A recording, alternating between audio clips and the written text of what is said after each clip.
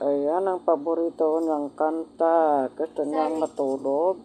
Ayan ang inaawit niya. Ayan, ganyan yan. Jesus loves me. Paborito niya yan. Kaya ayan, oh. Yan, oh. Happy talaga siya. Kagigising lang yan. Yan ang patulog sa niya. Ayan, oh. At gusto ulit matulog. Kaya lang siya. Haba na nagtulog niya, eh. Ayan. Harapan tumulog dito sa kwarto, ah. Ayan. Ayan. Ang ganda pa naman ng song. Ano, Jesus loves me. Yan lagi ang kanta niya. Ayan.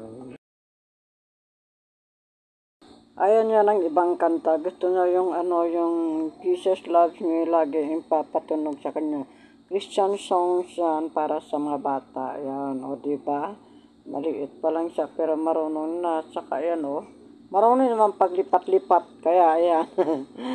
Makahawak ng cellphone. Kala mo kung ano na. Yung parang yung piho. Ano tawag ng piho ba? Parang ha. Ayan. Kaya makalilingaw. Malilibang ka talaga dito sa mga ganitong ano edad, ano, di ba? O, ayan. Nilipat niya kasi, kaya ayun, o, ayan. Natulog naman sila kasama ang lolo. Ayan.